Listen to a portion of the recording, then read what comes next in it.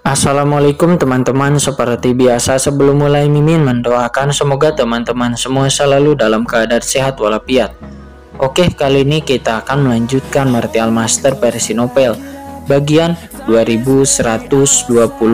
Bagi yang baru bergabung, selamat bergabung, dan bagi yang belum subscribe, subscribe dulu lah agar Mimin tambah semangat lagi nih bikin videonya. Oke, kalau sudah kita langsung masuk ke isi ceritanya. Dia tidak menyangka kekuatan Saroye berubah begitu banyak. Dia hendak berbicara ketika tiba-tiba Qingchen mengangkat kepalanya dan melihat keluar gua. Itu adalah pemilik menara Tianwei. Pemilik menara Tianwei, saya datang untuk memberi hormat kepada Tuan Muda Qingchen. Saya datang untuk menghormati Tuan Chen. Ada sebuah suara yang terdengar dari luar gua itu. Saroye pun mengangkat kepalanya dan melihat keluar gua dengan kilatan tajam di matanya. Dua semut kecil ini, apa yang mereka lakukan di sini? Tuan, tunggulah di sini, saya akan memakannya agar tidak mengganggu Anda, kata Saroye. Setelah mengatakan ini, Saroye segera bergegas keluar. Sekarang, yang bisa dia pikirkan hanyalah melahap hati Kaisar dan mengisi perutnya sebanyak mungkin. Di luar gua, pemimpin menara Tianwei dan sang manajer berdiri di sana dengan hormat, tampak sangat cemas. Menurut informasi dari menara Tianwei, banyak pasukan di kota Nanyuan yang mencoba mengunjungi Qingchen akhir-akhir ini. Jadi kemunculannya tidak terduga, tapi masalahnya adalah hampir tidak ada kekuatan satupun yang dipanggil oleh Qingchen, dan mereka semuanya langsung ditolak. Jika pihak lain tidak menyetujui panggilan Anda, maka... Ketika pemimpin menara Tianwei sedang berpikir dengan cemas, tiba-tiba sesosok muncul di depan mereka, dan itu adalah Saroja. Pemilik menara Tianwei dan sang manajer sangat gembira. Sebelum mereka dapat berbicara, Saroye membuka mulutnya.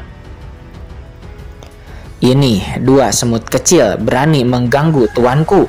Cari mati, kata Saroye. Saroye tiba-tiba membuka mulutnya dan dalam sekejap pusaran lubang hitam besar muncul dari mulutnya. Pusaran lubang hitam ini berputar dan kekuatan melahap yang menakjubkan tetap ada, berubah menjadi sangkar jalan yang menakutkan langsung menutupi langit. Pemimpin menara Tianwei merasa mata mereka tiba-tiba menjadi gelap, seolah-olah mereka berdua berada di dunia yang sangat gelap dan mereka kehilangan kontak dengan dunia luar. Sesuatu dari tubuhnya sepertinya tertarik keluar. Pergi. Jantung Kaisar Agung milik mereka tiba-tiba ingin tersedot keluar dari tubuhnya. Tidak, pedang Yinlong, kata pemimpin menara Tianwei. Dia sontak terkejut dan boom. Pedang tajam muncul di udara dan dengan suara auman naga pedang itu menebas ke dalam kehampaan di depannya. Dan ada di tepian yang sangat mengerikan, itu mengoyak langit dan bumi dan juga menyebabkan kekuatan hisap di sekitarnya pecah. Namun air mengalir lebih banyak lagi di saat pedangnya ditarik dan cahaya pedang lewat, kekuatan hisap datang menyelimutinya lagi seolah-olah tidak ada habisnya. Dunia batin. Ini adalah dunia batin. Kekuatan magis dari klan Komodo, kata pemimpin menara Tianwei. Dia mengubah ekspresinya. Dunia di depannya itu berevolusi dari kekuatan magis aturan jalan khusus dengan kekuatannya yang dikombinasikan dengan pedang Yinlong. Dia bahkan tidak bisa menghancurkannya dengan seluruh kekuatannya. Tuan muda, dari samping terdengar jeritan ketakutan. Sang manajer nampak dadanya terbelah dan jantung Kaisar tiba-tiba naik ke langit dari tubuhnya. Di bawah kekuatan menelan dan menghisap itu mencoba terjun ke pusaran lubang hitam di atasnya.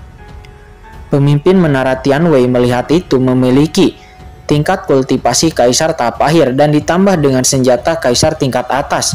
Pedang Yinlongnya itu untuk sementara memang dapat menahan kekuatan magis dari yang melahap Kaisar puncak dari hatinya. Namun Kaisar tahap tengah hanya dalam sekejap mata kekuatannya sebagai seorang Kaisar tahap tengah telah diruntuhkan. Hati Kaisarnya telah tersedot dan dia hampir tidak berdaya untuk bisa melawan. Saudara Saroye, tolong hentikan, kata pemimpin menara Tianwei. Dia sangat khawatir. Dia berkata dengan mendesak, saya di sini memiliki informasi penting untuk diberitahukan kepada Tuan Qingchen. Saya di sini bukan untuk memprovokasi Anda. Jadi tolong segera hentikan, kata pemimpin menara Tianwei. Dia sangat panik. Di tengah kepanikan, sosoknya tiba-tiba melontarkan bayangan ke seluruh langit. Setiap bayangan di belakangnya mengangkat pedang yang tajam. Dan ujung pedang yang tajam itu sangat menakutkan. Itu meletus lagi dan lagi, memotong dan membungkus kepala sang manajer. Dan kekosongan di sekitar jantungnya menembus kekuatan menghisap dan melahap. Ini berulang kali. Namun kekuatan menghisap dan melahap yang lebih besar masih tersisa, membuat pemimpin menara Tianwei tidak mampu menahannya sama sekali. Bahkan hati kaisarnya sendiri pun telah siap dikeluarkan dari tubuhnya. Aku tidak dapat mengguncang dunia batin ini. Pemimpin menara Tianwei terkejut, marah, dan cemas. Dia berasal dari kekuatan tingkat tinggi Tianwei Tian dan keluarganya juga merupakan eksistensi terkenal di Laut Semesta. Dia adalah salah satu keluarga penguasa utama di Tianwei Tian. Teknik yang dipraktikkan dia adalah teknik dewa, bayangan langit. Di Laut Semesta kali ini, ketika dia dilimpahkan ke Laut Semesta dikirim ke sini, klannya secara pribadi telah memberinya senjata kekaisaran tertinggi, yaitu pedang Yinlong. Dengan senjata kekaisaran tertinggi ini, meskipun dia hanya seorang kaisar tahap akhir, namun kekuatan yang dia keluarkan sudah pasti telah mendekati tingkat kaisar agung puncak.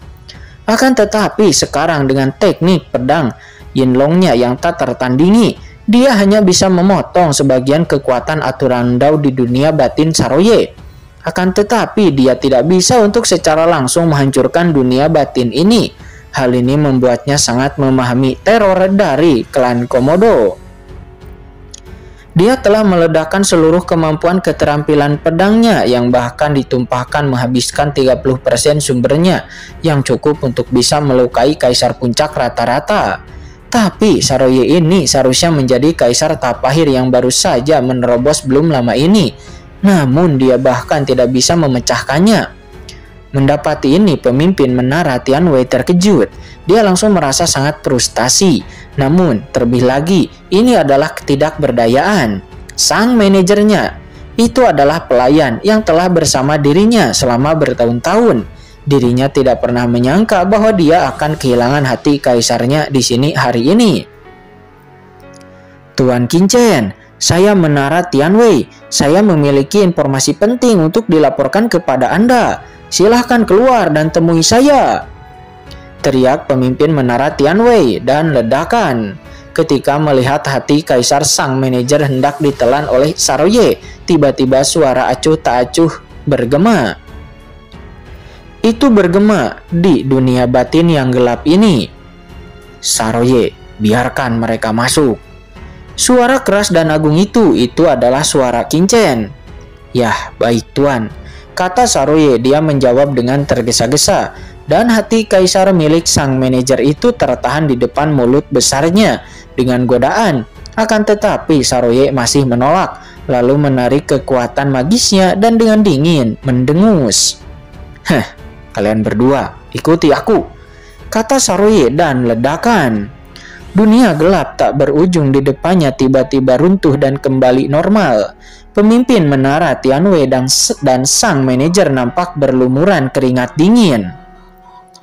Punggung mereka sudah basah kuyup oleh keringat dingin. Baru kemudian mereka menyadari bahwa mereka sudah berdiri di gua Qinchen. Tuan muda, sang manajer dengan cepat memasukkan kembali hati kaisarnya ke dalam tubuhnya. Suaranya masih bergetar dan wajahnya sangat ketakutan. Dua kali hati kaisarku hampir ditelan. Perasaan itu terlalu menakutkan. Aku tidak pernah ingin merasakannya lagi selama sisa hidupku, kata sang manajer. Ayo ikuti aku, kata pemimpin menara Tianwei. Dia saat ini juga sedikit gemetar, dan mereka berdua segera mengikuti. Kemudian sebuah istana sederhana muncul di depan mereka berdua. Di bawah kepemimpinan Saroye, mereka berdua berjalan ke aula dengan ketakutan yang masih ada. Sekilas mereka melihat Qinchen duduk bersila di tengah aula. Pada saat ini tubuh Qinchen dipenuhi dengan hukum Dao besar yang menakutkan dan tertinggi, yang mengalir juga melonjak seperti naga besar yang sedang melonjak dan mengaum seperti dewa. Napas ini Pemimpin menara Tianwei gemetar. Napas aura menakutkan di tubuh Qin Chen saat ini membuat pemimpin menara Tianwei merasa sangat tertekan. Bawahan telah membawa mereka berdua ke sini, kata Saroye. Dia yang sebelumnya mendominasi seperti iblis saat ini berbaring di bawah Qin Chen lalu menjulurkan lidahnya dengan ekspresi naik. Akan tetapi tidak ada jejak tatapan garangnya sedikit pun yang seperti sebelumnya.